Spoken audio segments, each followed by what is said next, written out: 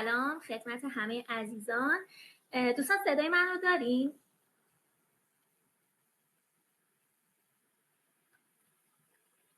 خیلی ممنونم. با سلام خدمت دوستان و حاضرین عزیز، خیلی خوش اومدین. امروز تیم کن‌اپلای این افتخار رو داره که در خدمت شما عزیزان باشه و هدف ما اینه که به تمامی دانشجویان کمک کنیم تا در سریع‌ترین زمان از دانشگاه‌های کانادا پذیرش بگیرن. وبینار امشب با موضوع این که چطوری از دانشگاه‌های کانادا فاند بگیریم. البته نکته مهمش این هستش که چطوری بدون استاد فاند بگیریم در واقع، که این افتخار رو داریم در خدمت جناب آقای بهنام فارسی عزیز، بنیانگذار کن‌اپلای باشیم. دوستان وبینار ریکورد میشه، بعداً در آپارات قرار میگیره. لطفاً هر سوالی داشتید بعد از اینکه خود آقای فارسی فرمودن سوالاتتون رو بپرسید و اگر مشکل اینترنت دارین وصل نمیشین، چون همین الان خیلی از بچه‌ها به من پیام دادن که نمیتونن وارد وبینار بشن، اما خیالتون راحت باشه، وبینار ریکورد میشه و در اختیارتون قرار میگیره. آقای فارسی بفرمایید، ما در خدمت هستیم. ممنون پرنیا جان، لطف کردید. درود بر همه، امیدوارم خوب باشین. خوشحالم که یک وبینار دیگه باهاتون هستم. حقیقتا روزی که من وبینار دارم خیلی هیجان زدم، کلا خیلی لذت می‌برم این که با بچه‌ها من تبادل اطلاعات داشته باشم و طبق روال همیشه آخر وبینار شروع می‌کنیم با هم دیگه درباره سوالاتون رو پاسخ میدم. سعی می‌کنم در طول وبینار تمام سوالایی که براتون پیش میاد رو توضیح بدم و همه رو هیچی رو بدون پاسخ نذارم، اما ایشالله اگر وقتی بود حتما سعی موضوع با هم صحبت می‌کنیم. چیزی که میخوام بگم این که همونجوری که فرمودن امروز یک سورپرایز ویژن براتون داشتم. اونم اینه که میخوام بهتون بگم که چجوری با یه موقعیتی که فراهم شده بتونید بدون استاد فاند بگیرین. برای بچه‌هایی که منو نمیشناسن، بعضی از بچه‌ها خب اسمشون آشناست، بچه‌ای که منو نمیشناسن، من خودم دانشجوی لیسانس برق صدا هست. من صدا داره برام نشون میده که صدا داره میاد کامل.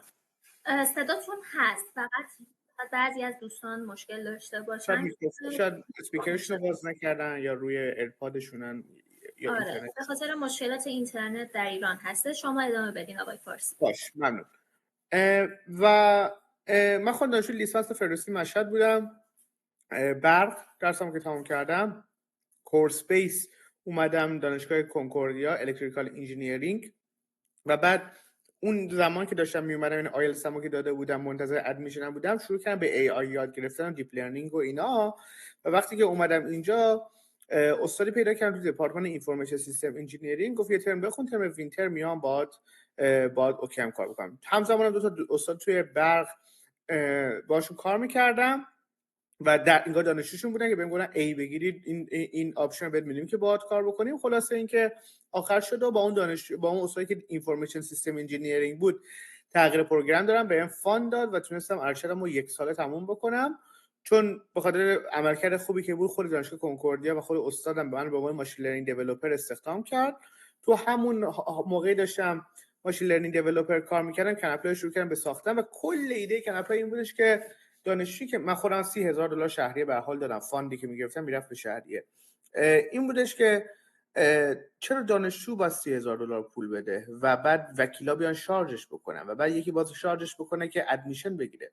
چرا تو دنیایی که همه داره میرن سمت ای آی و دیپ لرنینگ و موقع هم چت جی پی تی و اینا واسه 2021 بود داره میره به اون سمت، چرا ما نیم سیستمی رو بسازیم که دانشجو نخواد پول بده و پولش دانشگاه پرداخت بکنه؟ داره $30,000 میده، من دارم این دانشجو رو برای دانشگاه ریکروت میکنم، این دانشجو داره $30,000 به دانشگاه برای مستر داده، برای بچلر $120,000 پول میده، اینقدر پول میده. خب چرا من دانشجو رو شارژ بکنم؟ بیام سیستمی بسازم که دانشگاه رو شارژ بکنم و این شد که کن‌اپلای ساخته شد با هدف اینکه دایرکتلی با دانشجوها کار بکنه و به بهترین دانشگاهایی که توی کانادا هستن منتقلشون بکنه، ریفرشون بکنه، براشون ادمیشن بگیره و اون دانشگاه هزینه‌شو بده کن‌اپلای پرداخت بکنن. و ما پلتفرمی ساختیم که همین الان روی canaply.ca اویلیبل هستش، شما میتونین از این پلتفرم استفاده کنین و حالا با آفرهای ویژه که داریم به تک تک دانشگاه کانادا بتونین رایگان اپلای بکنین، چون هزینه‌اش با کسی دیگه است، با گاورمنت دانشگاه هستش که پرداخت بکنن. و پلتفرم هم تا به این لحظه بالای $500,000 تا الان سرمایه از تونسته دولت جذب بکنه. 280,000 تاش مستقیم از خود کبک اومده و امیدواریم که روز به روز این مسئله قوی تر بشه، جلوتر بریم، بیشتر پیش بریم. همونجوری که شما بیشتر از این بتونید از این پلتفرم بیشتر استفاده شما بکنین و این به گوش بقیه برسونین که همچین چیزی به وجود اومده، چون دنیا دیگه تغییر کرده و دنیای این که یه سری آدم بشینن و فقط به شما پند و اندرز بدن و به خاطر پند و اندرزتون $3,000 $4,000 شارژ بکنن. AI اومده تو کل دنیا که شما با همین AI میتونید همه کاراتون رو پیش ببرین و هزینه‌شو اون کسی که از شما داره شارژ میکنه به این AI پرداخت بکنه و این میشه کانسپت کرپلای. و امروز من کلی درباره چیزای رایگان و خوب دارم قرار صحبت بکنم. اگر براتون سوالی که چرا این همه آپشن خوب رایگانه، بخاطر اینکه میگم از جای دیگه هزینه‌اش تامین میشه. نه، اپلیکیشن فی مال دانشگاهه و من حالا سر این موضوع رو توضیح میدم. راه ارتباطی با کنپلای میدونین، برای ایرانی کنپلای.ir، برای انگلیسی و فرانسوی زبان کنپلای.ca روی اینستاگرام هستش. وقت مشاوره رایگان میتونین کنپلای.ir بگیریم، پلتفرم رو کنپلای.ca در دسترسی بهش دارین. تلگراممون، گروه تلگرام داریم، کانال تلگرام داریم، حتما میتونین صحبت بکنین. واتساپمون هم مستقیم میتونین با تیم کانادا و تیم ایرانمون در تماس باشین از طریق واتساپ که شمارهشو گذاشتم، لینکاش هم براتون داخل چت همین الان گذاشتم و پین شده. قبل از اینکه من میخوام صحبت بکنم که چجوری میتونین فان بگیرین، چجوری میتونین کاراتون رو پیش ببرین و موفق باشین، اینه که برنامه داشته باشین. لطفاً برنامه ریزی بکنین، نه برای فردا پس فردا، برای 5 سال آیندهتون، برای 10 سال آیندهتون برنامه داشته باشین. تحت هر شرایطی، به قول این خارجی‌ها no matter what، حتما به این برنامه‌تون پایبند باشین و هر جور که شده سعی کنین برنامه‌تون رو ایمپلیمنت بکنین. حالا اگه یه سری شرایطی بودش که برنامه‌تون باعث میشه بهتر بشه، اون برنامه رو بعد میتونین تغییر بدین، ولی خواهشاً برنامه داشته باشید. اگر برنامه نداشته باشید ممکنه از مهاجرت عقب بمونی، ممکنه گپ تحصیلی برات به وجود بیاد، گپ تحصیلی به وجود بیاد، ممکنه باز شانس ویزات کمتر بشه. کلا کار سخت و رو اعصابیه به هر حال بخواد دیگه دانشگاهی پذیرش بگیری، ویزا بگیری، کلی چالش و کلی چیزایی هستش که بهش دسترسی نداره. برای پسرا نظام وظیفه هستش داخل ایران. ولی کلا اگر برنامه داری و آدم با دیسیپلینی هستی، یعنی اینکه کلا نه تنها توی این مسئله، یعنی تو جای دیگه هم داری خوب پیش میری، احتمالا همه اینا رو از پسش میتونی بر بیای. و چون بعد هدف داری و برنامه داری، میای اینجا تو مسیر موفقیت قرار میگیری و بعد نه دیگه اون موقعی وقتی تو مسیر موفقیت قرار بگیری، نه اون موقع دیگه فردا این ویدیوها دیدین که وای دلتنگ وطنم، دلتنگ فلانم. نه آقا، شرایط رو میسازی، کل خانواده‌ت رو برمی‌داری میاری اینور، یا خودت میری بلند میشی رفت و آمد می‌کنی. نمیدونم شرایط کاریت خوب خواهد بود، میتونی از کانادا به آمریکا راحت دسترسی داشته باشی، به اروپا راحت دسترسی داشته باشی، دنیا رو ببینی و همه اینا می‌بینید تو 2-3 سال ممکنه همش اتفاق بیفته اگر طبق برنامه پیش بری.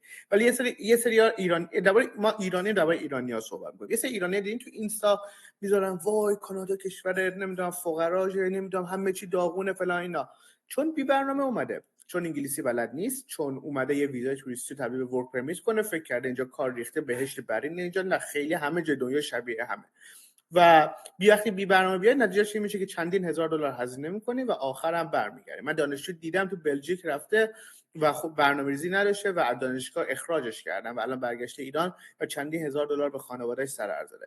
ولی اینقدر من کیسایی دیدم که با برنامه‌ریزی خوب کاملا موفق شدن و شما ازتون خواهش میکنم با این مسیرهایی که من براتون نشون میدم امروز خودتون ببینید کدوم از همه بهتره، آیا این با شرایط شما فیت هستش و بعد براش تلاش بکنید. اگه موقع شما میشنوید فلانجا فان داره ولی اون فان با برنامه شما فیت نیستش، این کارو انجام ندید. ولی اگر با برنامه‌تون فیته و یه فرصت خوب فاندینگ هست، شانستون رو 10 برابر میکنه، 20 برابر میکنه که به موفقیت سریعتر برسین، چرا که نه.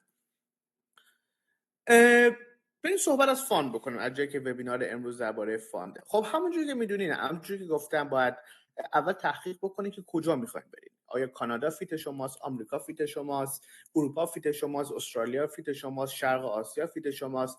برای شخص من و برام فکر کنم برای کسایی که توی وبینار هستن، کانادا شرط خوبی رو داره. کانادا مرز آمریکا، کانادا سیستم اقامت دائم خوبی داره، با هر خبری که میشنوه استودنتاش سیستم اقامت دائم خوبی دارن. کانادا کشور جمعیت نیاز به جمعیت داره، دومین کشور پهناور دنیای، در نتیجه به مهاجرا کاملا ولکامه. شما هیچ وقت اینجا حس نمی‌کنین که خارج از سیستم این حالا یه سری تک و توک ممکنه موردایی بوده باشه.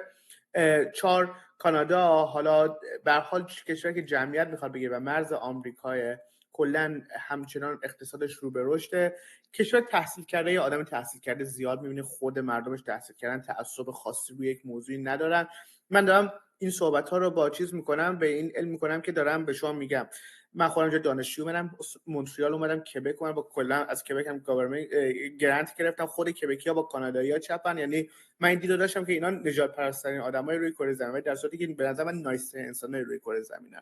چون فقط باید ببینی که اون آدم چی میخواد از توی مهاجر و بعد میبینی که کاملا میتونی با هم دیگه ارتباط داشته باشین. بنده خدا فقط میخوان که به فرهنگش و زبونشون احترام گذاشته بشه که این کار خیلی کار سختی نیست انجام بدیم. خدمتتون عرضم که کلا آدمای خوب کانادایی معروفن به اینکه نایسن و این با همه این شرایطی که بود من فکر کردم برای خودم حس کردم که کانادا بهترین آپشن موجوده. بعضی اینکه در کشور و مقصدتون فکر کردین و تصمیم گرفتین کجا میخواین بدین، ببینید اصلا ویزا بهتون میده. اگر کانادا اگر تمکن مالی نتونین جور بکنین، یعنی اگر نتونین مثلا کسی اگه تمکن مالی نداره نتونه فاند بگیره یا کسی که تمکن مالیش معمولیه مثلا 20,000 تا اینا بیشتر نمیتونه ارائه بده، اگر این شرایط داره کانادا نمیتونه ویزا بگیره. این قول بهتون میدم که شما باید نشون بدین که حالا یا از طریق فاند یا از طریق منابع شخصی خودتون تمکن مالی خوبی میتونین ارائه بدین، نمره زبان خوبی میتونین ارائه بدین، کانادا ویزا میشه. و اگه این شرایط رو ندارین شاید ایتالیا شاید جای دیگه شرایط بهتری داشته باشه براتون. پس ببینین که اصلا شرایط ویزاشو دارین یا نه. نمره زبان هستش که نمره زبان خب خیلی مهمه، سعی کنید خوب بگین. الان دیگه خیلی رقابتی شده، مثلا کسایی که از ایران میاد آیلتس 7 8 هم حتی ارائه میدن. من خودم با 6.5 اومدم، ولی الان حتی رقابتی تر هم شده. رو زبانتون کار بکنین، مدارکتون رو آماده بکنین، برنامه داشته باشین. قشنگ بدونین که دانشگاه ایران خب دولتی ان، آفیشال نان آفیشال دارن، ترانسکریپتاشون رو بعد آفیشالاشو سخت‌تر میدن. روی این موضوع کار بکنین. و موضوع تاپیک امروز میخوایم فاند بگیریم. اگر حالا غیر از موقعیتی که امروز من برای کنکوردیا هست بخوام صحبت بکنم، شما تو 95% موارد باید چیکار بکنی؟ باید با یه سری استاد مکاتبه بکنی. استاد بگه که اوکی من فکر میکنم که میتونم بهت فاند بدم و میتونم رکروتت بکنم، به دانشگاه اپلای بکن. اگر دانشگاه بهت پذیرش بده من کاغذتو امضا میکنم.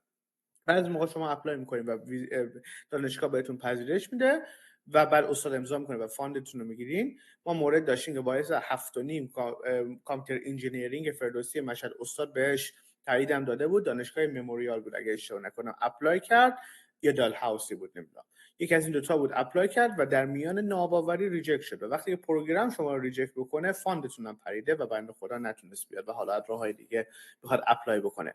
پس اپلای کردن به پروگرام درست و درست اپلای کردن هم چیز خیلی مهمیه که یکی از وظایفی هستش که کن اپلای برای شما انجام میده و بهتون کمک هم میکنه. بچه سوالاتون رو من بعداً پاسخ میدم و سوال جنرال رو سعی کنید نگه دارین. سوال شخصی هم به نظرم خوبه که از تیم ما وقت مشاوره بگیرین، قشنگ تخصصی مشاور میاد باهاتون صحبت میکنه، ولی سعی میکنم با چیزایی که من امروز توضیح میدم همه سوالاتون رو پوشش بدم. ببخشید فرمتش یکم به هم ریخته، پی دی افش کردم. این روش های اخذ فاند قرار بود توی دایره قرمز باشه. روش های اخذ فاند همونجوری که گفتم معروف ترینش که ایمیل زدن به اساتیده. یکی دیگه یه سری موقعیت های وجود داره، مثلا میاین اینجا یه سری اسکالرشیپ های وجود داره، یه سری موقعیت های به خصوصی وجود داره که شما با ایمیل زدن با اساتید یا اینکه بلند شین بیاین اینجا. من برای اینکه این دایره ها رو با هم دیگه داخلم گذاشتم میخوام بهتون بگم که اینا رو هم دیگه تاثیر میتونه بذاره و میتونه به هم دیگه کمک بکنه که دست بیابین بهش. و خدمتتون عرضم که این موقعیت هایی که یکیشو امروز من میخوام صحبت بکنم خیلی بهتون کمک میکنه که فاند بگیریم، بلندش بیان. راه معمولش ایمیل زدن به اساتیده که ما تو وبینار دیگه کاملا درباره نحوه ایمیل زدن به اساتید توضیحات رو دادیم و میتونید از اون وبینارها استفاده بکنیم. چند تا وبینار خودم داشتم، چند تا مینا داشته، یعنی بچهای ما کامل این موضوع رو پوشش دادن. حتی ما کتاب هم داریم، ای بوک در واقع کتاب الکترونیک داریم که درباره فاندینگ و سمپل ایمیل و غیره همشو پیش بردیم.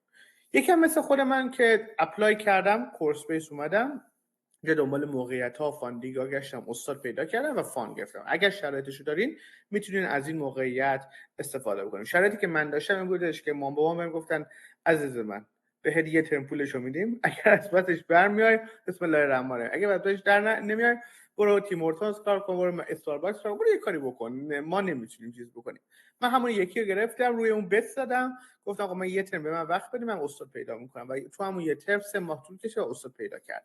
در نتیجه و واقعا بهتون میگم این استاد من از قبل تارگت کرده بودم و این خیلی موضوع مهمیه که اون برنامه‌ریزی رو داشته باشین و اینو به عنوان کسی که خودش از هیچ، یعنی از کورس بیس اومده فاند گرفته، میگم کاملا این موضوع شدنیه. اگه یه موقعی شرایط فاند الان نداری و موقعیتی نیست براتون باشه و شرایطش یه خورده دارین، یه خورده خودتون رو کورس بیس هندل بکنید، بیان اینجا خیلی راحت میتونید فاند بگیرید. چون من تو تیم ریسرچ خیلی کار کردم و خود استاد میگفتش که آقا اگه کسی اینجا میشناسی معرفی بکن، چون من وقت ندارم که بخوام ساب بکنم ویزاشو بگیرم. و اینو همیشه اینو یادتون نره که این موقع این آپشنی که فوق العاده مثبتیه که کانادا داره. حالا میخوام درباره فرصت طلایی صحبت بکنم که بگه از این واقعا از این موقعیت استفاده بکنیم. دانشگاه کنکوردیا که میشه دانشگاه خود من خودم دانشجو لیسانس دانشجو ارشد این دانشگاه بودم، بعد کارمند این دانشگاه همزمان با دوره دانشجوییم به عنوان آیتی ساپورت هم استخدام پارت تایم بودم، بعد به عنوان ماشین لرنینگ دیولپر به صورت فول تایم کار کردم.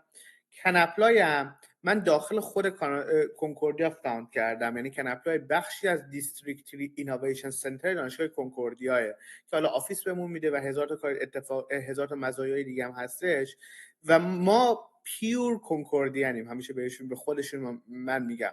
و این به خاطر اینکه آفیسمون تو کنکوردیا، به خاطر روابطی دیگه داریم، کلا اپورتونیتیه که تو کنکوردیا هست خیلی خوب میشه و شما وقتی هم نگاه بکنید میبینید ما خیلی پرونده موفق ویزا توی از کنکوردیا داشتیم، یعنی کسی که از کنکوردیا پذیرش کرده براش ویزا هم راحت گرفتیم، چون میدونیم کیو کجا اپلای بکنیم، چه پروگرامی اپلای بکنیم. خیلی نکات کنکوردیا میدونیم در کنار تمام دانشگاه دیگه که خوب کار میکنیم، ولی کنکوردیا رو یکم داخلش هستیم. و با یکی از دپارتمان ریسرچی که جدیدا من تو اخبار دیدم 123 میلیون دلار بودجه گرفته از دولت کانادا فدرال مستقیم، دیدم توی اخبار، رفتم با هد اون گروه ریسرچ ارتباط برقرار کردم و گفتم که خب من چجور این فاند رو گرفتین یه دانشجو استخدام بکنین چجوری؟ گفت اتفاقا ما هم دنبال دانشجو میگردیم، اتفاقا دنبال دانشجویی هم که تو مارکت شما هستن کار میکنیم، ما با ایرانیا کار میکنیم و بچهای نورس آفریقا کار میکنیم. گفت اتفاقا اگه بتونین از این دوتا منطقه برای ما دانشجو بفرستین ما خیلی خیلی خیلی خوشحال میشیم و قدردان میشیم. و گفتم چه موقعیتی از این بهتر، بچهای ایرانی من اول براشون یه وبینار بذارم، خودم این فرصت رو باشون صحبت کردم، در جریانش هستم و میخوام برای شما توضیحش بدم. چجوریه؟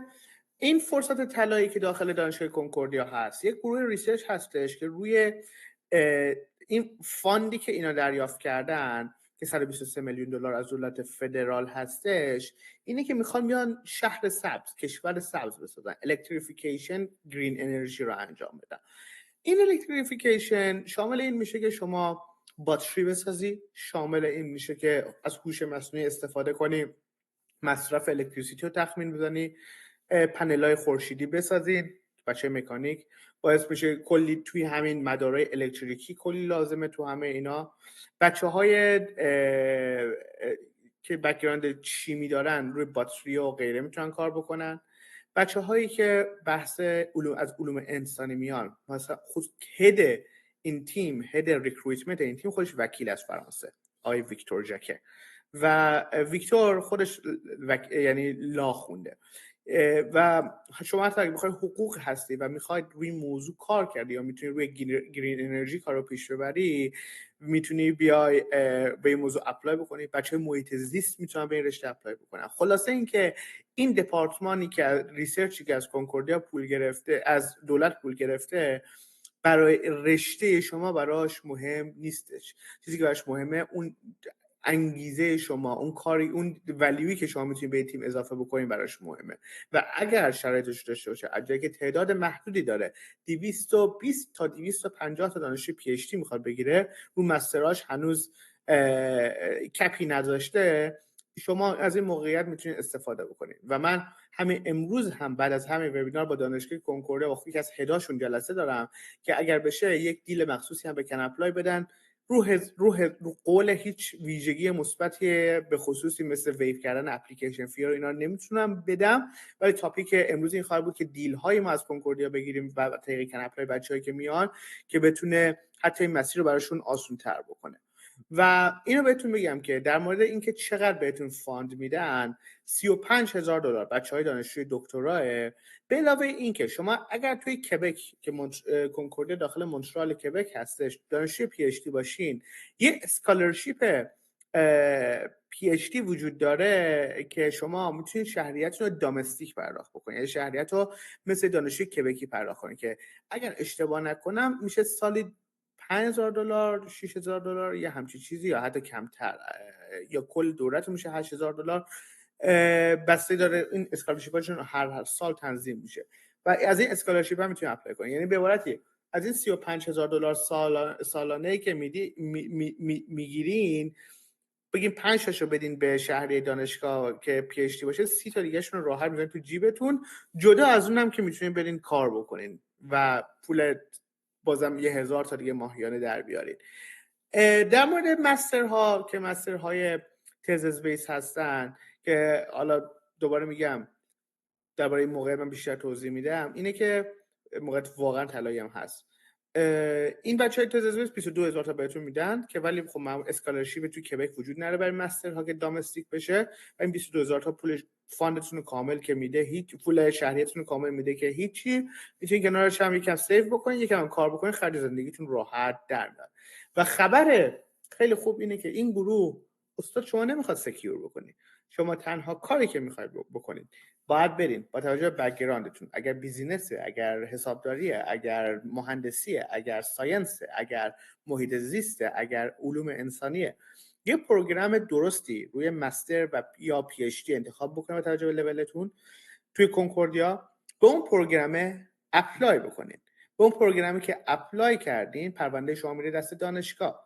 بعد کاری که ما ازتون میخوایم اینه که یه سری اطلاعات رو ازتون میخوایم که همزمان بگیم این دانشجو برای این گروه ولته هم داره اپلای میکنه و بعد از این گروه یعنی هم دپارتمان اون رشته که شما بهش اپلای کردین مدارکتون رو بررسی میکنه، همین گروه ریسرچ داخل کنکوردیا این موضوع رو بررسی میکنه و بعد از اینکه اینا با هم دیگه بررسی کردن و حس کردن شما فیت خوبی هستین، پذیرش رو صادر میکنن، نامه پذیرشتون بیاد، شما دیگه هیچ مکاتبه هم توی مدت با هیچ استادی لازم نیست داشته باشین. اگر اینا خودشون تشخیص بدن شما دانشجوی فیتی هستین، نامه پذیرش رو میان، این اعداد فاندی هم که گفتم داخلش نوشته شده. اگه دکترا باشین بعد از اینکه وارد کبک هم میشین بعد درخواست اسکالرشیپ رایگان کبک، اسکالرشیپ دامستیک کبک هم میدین که شهریتتون رو بیاره پایین. پس یک بار دیگه شما یک پروگرامی رو انتخاب باید بکنید توی کنکوردیا، مستر، تز بیس یا پی اچ دی و همزمان حالا با هماهنگی که ما باهاتون انجام میدیم و با اون گروه اونور هستش یک تونه سه اطلاعات دیگه تیم ما بهتون ارتباط میگیره و اینا یه سری فرما رو پر میکنید. پرونده تو میره دست این دو تا دپارتمان بررسی میشه. اگر دانشجوی مناسبی باشین کاری که شما باید بکنین اینه که نامه پذیرشتون بیاد. اگر نامه پذیرشتون بیاد شما با فاند میاد نامه پذیرشتون و هیچ ارتباطی هم نمیخواد با هیچ کدوم اساتید بگیرین. یعنی به عبارت دیگه شما به یه مستر تز بیس یا دکترا مثل لیسانس یا مستر اف انجینیرینگ که همون کورس بیس هستش اپلای میکنین، صبر میکنین نامه ادمیشنتون بیاد، فاند دارین. اگر نامه ادمیشنتون نیاد فاند ندارین و تصمیمش دست اون دپارتمان ریسرچ کنکوردیا هستش که این موقعیت بسیار طلایی و رویایی، به شدت اینا بودجه دارن. این پرسنت فرانسوی زبونه، نه کنکوردیا دانشگاه انگلیسی زبونه. خدمتتون عرضم که موقعیت طلاییه و ازش استفاده بکنید. هم پی اچ دی داره هم مستر داره، هر دو تاش هست، هر دو تا فلوشیپو داره و شما میتونید از این موقعیت بسیار خوب و راحت استفاده بکنید. کاری که حالا چجوری ما میتونیم توی این مسیر کمکتون بکنیم، خودتون میتونید برین اینا رو پیگیری بکنین، هیچ تأکیدی نیستش که با ما این کارو پیش ببرین. ولی ما با توجه به اینکه داریم این موضوع رو پوش میکنیم و به نقطه رسیدیم که داریم با هد کنکوردیا مذاکره میکنیم، میتونید طریق ما هم، یعنی شما اگر طریق ما اپلای بکنین، هم ما هم نشون میدیم که چقدر استقبال بیشتر شده و فالو آپ هم میتونیم انجام بدیم. از طریق ما هم اپلای بکنین. اینو من براتون توضیح میدم که ما حتی یوزرنیم، پسورد و همه چی در اختیارتون قرار میدیم. حالا با اجازهتون من این پرزنتیشن رو استاپ میکنم، صفحه‌مو شیر میکنم، میرم روی پلتفرم کن اپلای که براتون توضیح بدم که چجوری میتونین اینو اپلای بکنین و کامرامو آف میکنم که قشنگ پلتفرم کامل بهش بتونین ببینین و اگه موافق باشین این کارو الان با هم دیگه انجام بدیم. من پرزنتیشنمو استاپ کنم اگر اشتباه نکنم.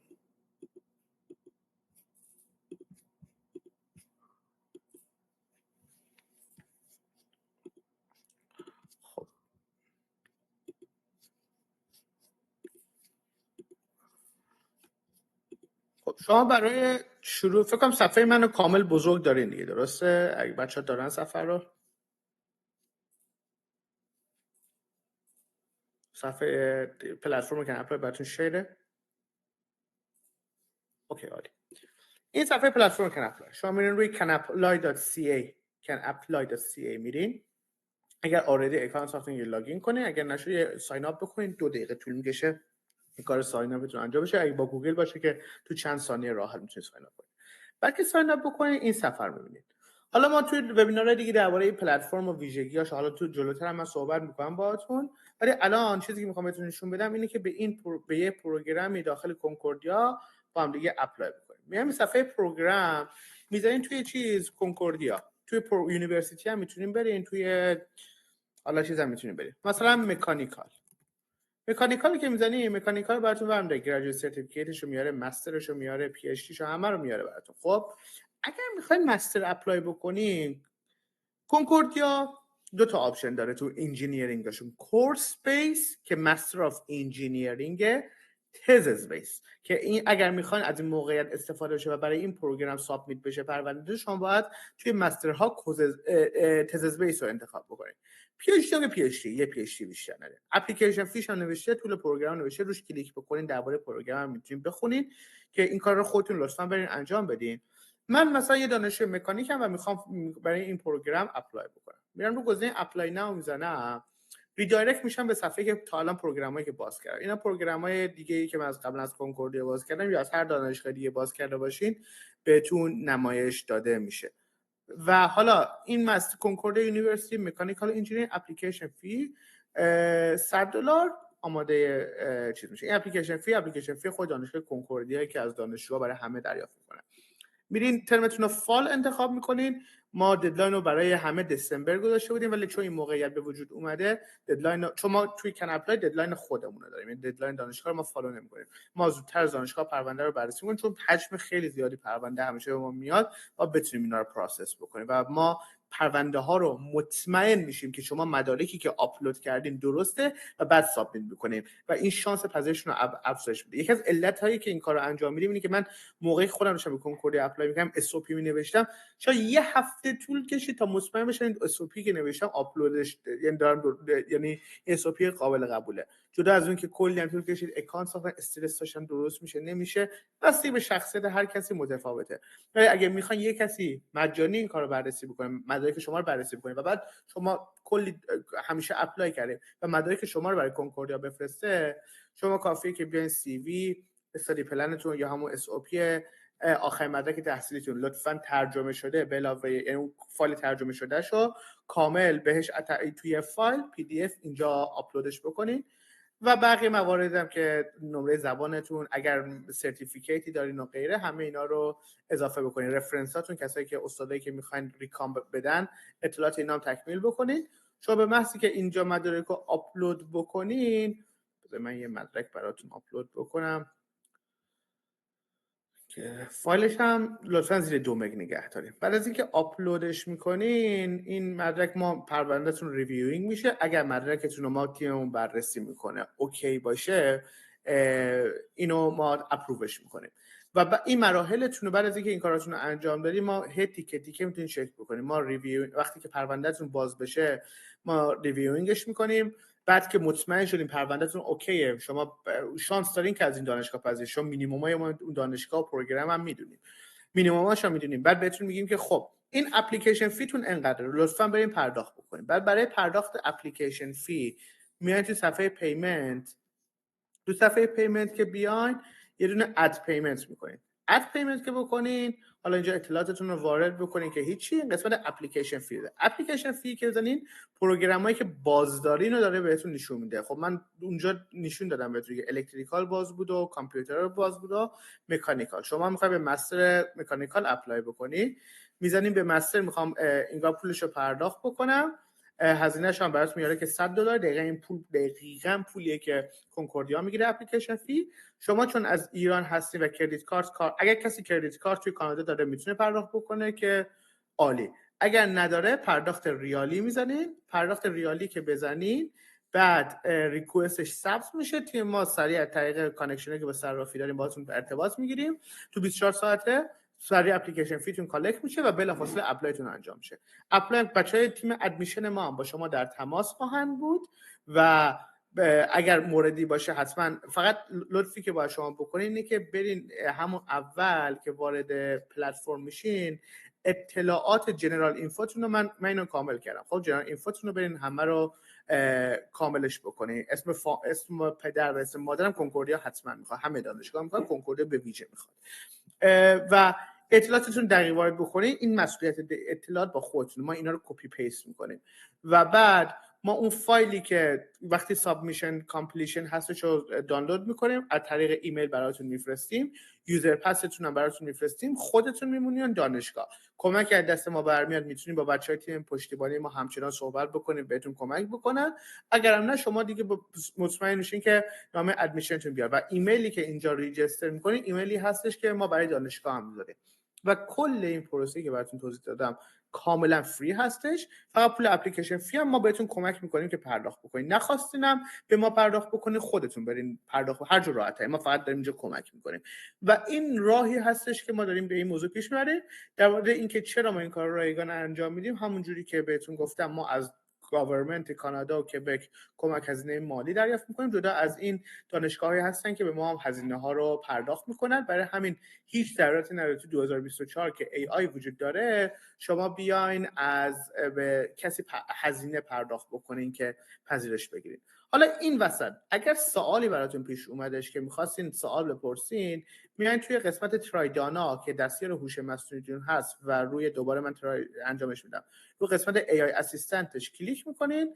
حالا هر سوال و جوابی که میخواین با دانا صحبت میکنه. مثلا میگه آقا ویزا ریکوایرمنتش چیه، مثلا میگین این درباره کنکوردیا بیشتر بهم بگو، هر اطلاعاتو بگو، چقدر دانشجو داره، چقدر شهری داره، همه رو براتون توضیح میده و این دانا همچنان در حال ایمپروو شدنه هر روز، ولی به هر حال چیز خیلی قویه که ما تا به این بچه دارن ازش استفاده میکنن.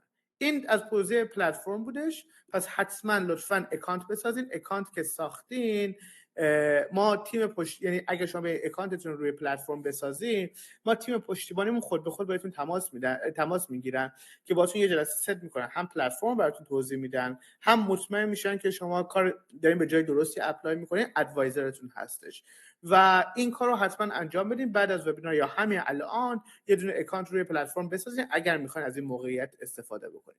برای اینکه بخواین از این موقعیت هم استفاده بکنین، ما وقتی شما مستر تزز بیس انتخاب بکنین و یا پی اچ دی کنکوردیا رو انتخاب بکنین، ما خودمون میدونیم که شما میخواین برای اون ریسرچ فلوشیپ اپلای بکنین و باهاتون ارتباط میگیریم، کانفرم میکنیم. بعد مدارک اضافه تر و فرمای اضافه تری که باید پر بشه رو براتون میفرستیم، اونا رو لطفا زحمتش پر میکنین و دیگه آماده میشیم که اپلای انجام بشه. اگر پذیرش بیاد که نامه ادمیشن به خودتون سابمیت میشه، تو پورتالتون آپلود میشه، که به ما خبرشو بدید، ما رو اینستاگراممون بذاریم، به همه بگین که چند هزار دلار فاند گرفتیم. من امیدوارم تک تک بچه‌ای که این وبینار دارن میبینن واقعا از این موقع استفاده بکنن و اینم توسط یکی از بچه‌های ایرانی که من همونجا اسمش هم لازمه بگم، علی عقیلی از دانشجوهای خود اینجا بودش. علی اینجا رو به من یعنی خیلی کمک کرد که خود دانشجوی پی اچ دی اونجاه خیلی به ما کمک کرد که ایرانی‌ها به خصوص بتونن از این موقعیت استفاده بکنن و خیلی پوشش بکنیم. دیگه هر تلاشی که دست ما داره برمیاد داریم انجام میدیم که از این موقعیت بتونین استفاده بکنین. در مورد ددلاینش هم که پرسیدین، ددلاینش با ددلاین پروگرام یکیه و ددلاین دانشگاه کنکوردیا کلا اکثر پروگرامشون تا آخر ژانویه تموم میشه. من پیشنهاد میکنم ما از ددلاین کن اپلای دسامبر میذاریم که همه زودتر اپلای بکنن، ولی ما الان به تیممون گفتیم که این ددلاین رو جابجا بکنه و ما تا اواسط ژانویه پرونده‌های شما رو قبول میکنیم که تا جایی که میشه پرونده‌های بفرستیم برای اینا که بررسی بکنن. دانشگاه بسیار معتبره، یکی از بهترین توی رنک 1 شد اگر اشتباه نکنم تو ریسرچ ای آی امسال تو کل کانادا یا تو کل کانادا. به شدت دانشگاه خوبی، من واقعا من عاشق کنکوردیا هم، همه چیم هم از کنکوردیا دارم و واقعا فکر کنم واقعا جز معدود دانشگاه‌های تو کانادا که از شما فقط یه ریسرچر خالی نمی‌سازه، جدا از ریسرچر بیزینس و غیره هم بهتون یاد میده. اینقدر دانشگاه خوبیه که شما حتی یه روز یه آی پی اختراع بکنید، یه چیزی اختراع بشه، میذاره خودتون اینو برای خودتون باشه و دانشگاه ازتون نمیگیره. خیلی دانشگاه واقعا درجه‌ای که به نظر من کنکوردیا. شهر مونتریال که بهترین شهر دانشجوی جهان با اختلاف. دانشگاه انگلیسیه، شما کاملا همه چیز انگلیسی خواهد بود، ولی به هر حال مونتریال میاین به هر حال نیاز یاد دارین که فرنچ هم شروع بکنید به یاد گرفتن. برای مستر و پی اچ دی ریکوایرمنتاش اینه که معدلتون حداقل بالای 14 باشه و 6.5 آیلتس رو حداقل داشته باشین، ولی خب رقابت زیاده، این دیگه باید سعی کنین پروندهتون خوب باشه. ما توی مسیر کامل بهتون کمک میکنیم، کاملا میایم مدارکتون یکی یکی بررسی میکنیم. تیم بزرگ بستیم، جدا از اینکه ای آی مون هم کمک میگیریم ازش، یه بزرگ بستیم که انتظار میره که این بچه‌ها بیان اپلای بکنن، پرونده هاشون یکی یکی با دقت بررسی بشه و بعد به دانشگاه سابمیت بشه. تمام کاری که ما می‌کنیم شانس پذیرشتون بالاتر بره. و جدا از اینم بگم یه مشاوره خصوصی هم براتون گذاشتیم که به محض اینکه اکانت بسازین روی پلتفرم، تیم ما از طریق واتساپ باهاتون تماس میگیره و صحبت می‌کنیم. خبر خوب، کنکوردیا دولینگو هم قبول میکنه، یعنی یک جزو شاید بگم 5 تا دانشگاه معدود درست حسابی کانادا که دولینگو هم قبول میکنه. محمد جان، من خودم دانشجوی کوالیتی سیستم انجینیرینگ بودم، یعنی من اینفورمیشن سیستم انجینیرینگ ولی کوالیتی سیستم انجینیرینگ زیر شاخم بودم. حتما بعدش برای سوالا من میذارم که بچه‌ها میکروفونشون رو باز بکنن و سوالاشون رو بپرسن. خدمتتون عرضم که از ویژگی دیگه که پلتفرم داره اینه که من کم درباره پلتفرم صحبت بکنم. یعنی یک کسی که نخواد کنکوردیا اپلای بکنه و جای دیگه اپلای بکنه، شما از این پلتفرم به همه دانشگاه کانادا میتونید اپلای بکنید. من 2 هفته دیگه یه وبینار درباره این پلتفرم دارم و یه خبر خیلی خوب دیگه دارم برای بچه‌ها که درباره این همین پلتفرم و یه سری آفرای دیگه که حتما اون وبینار رو سعی کنید شرکت بکنید.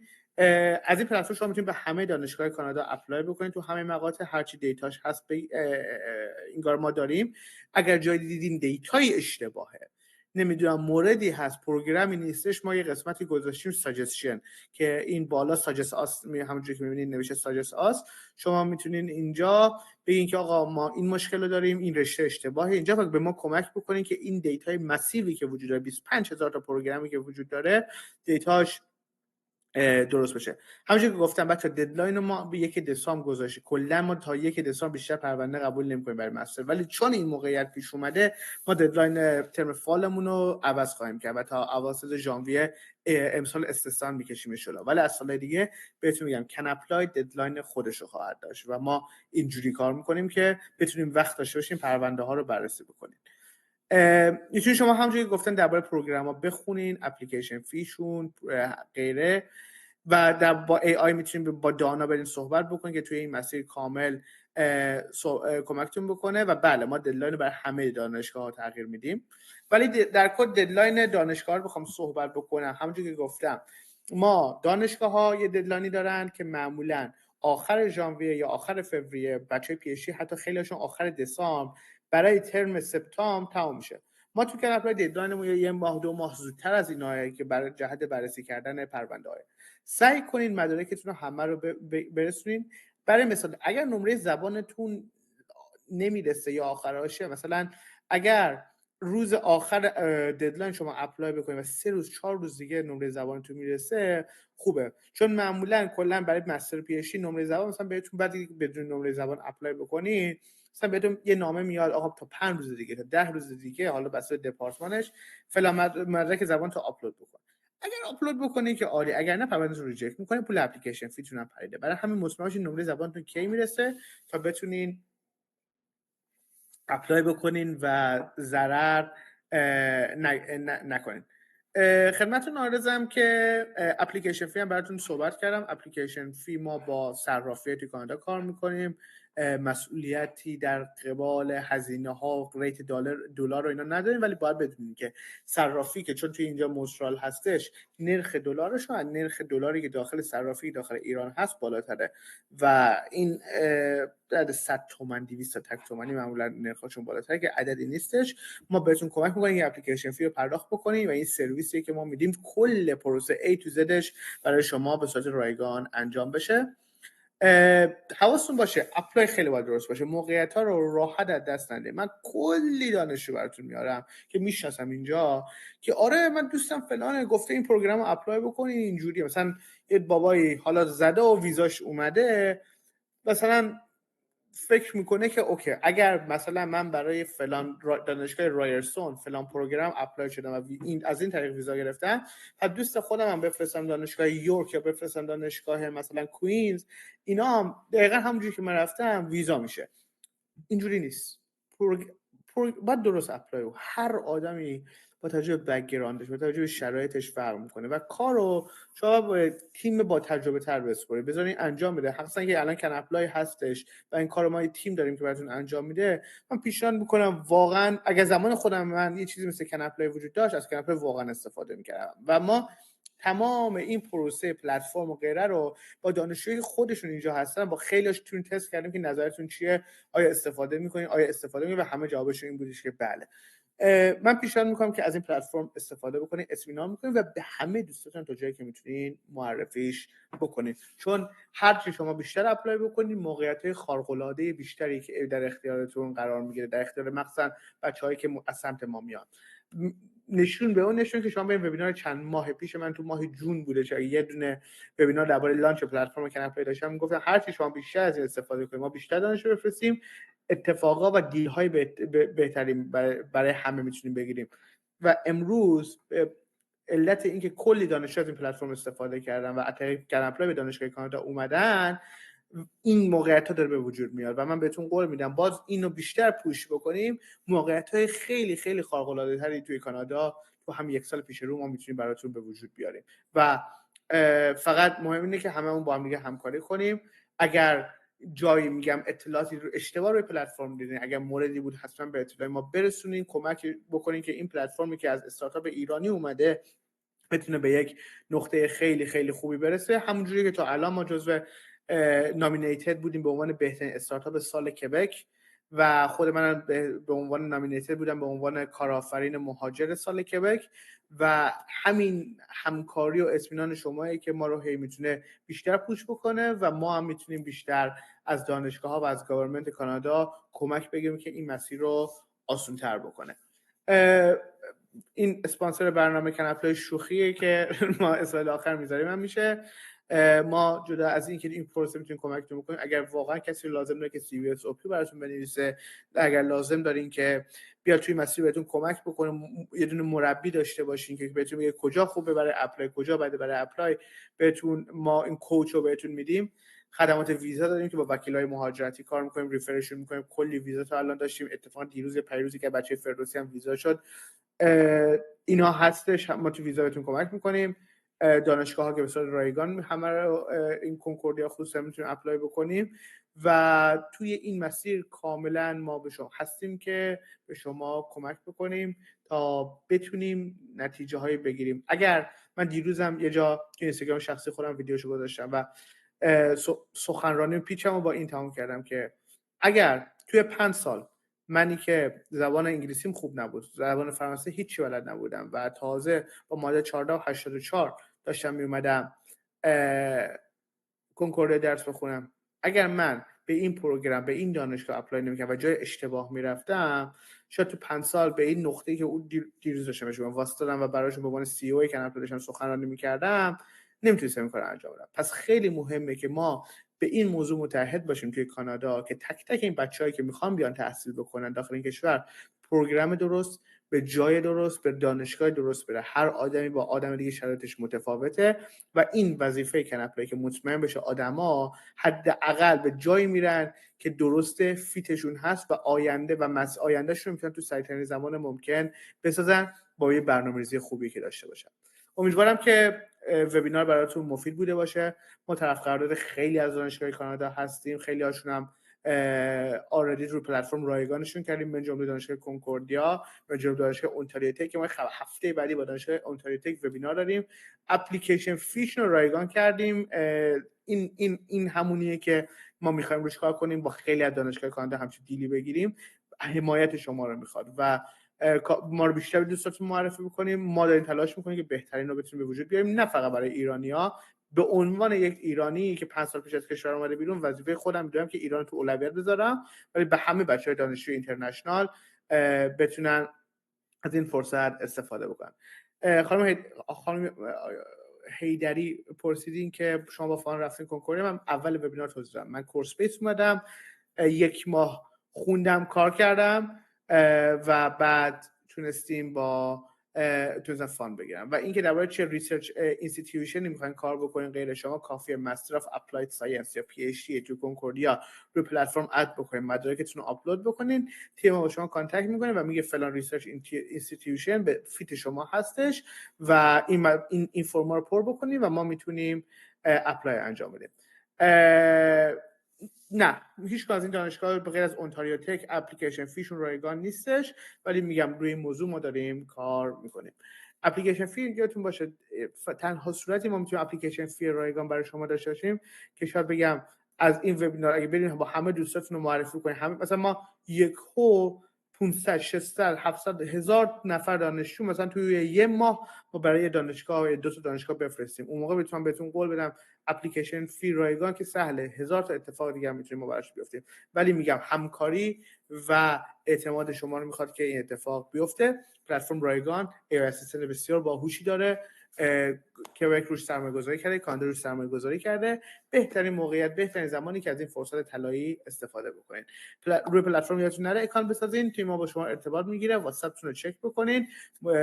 اگر پیامی نیومده شماره واتساپ ما یا تلگرام ما رو سیو بکنین یا توی اینستاگرام پیام بدین، با شما تماس میگیرن. به شدت ما دایرکتامون شلوغه ولی ما سعی میکنیم تو سریع‌ترین زمان ممکن به همه برگردیم. یه تیم کاستومر سرویس بزرگ و یه تیم ادمیشن بزرگ من برای شما آماده کردم که کل کارهای شما A to Z رو بتونه انجام بده. امیدوارم وبینار براتون مفید بوده باشه. با آرزوی بهترین ها موفقیت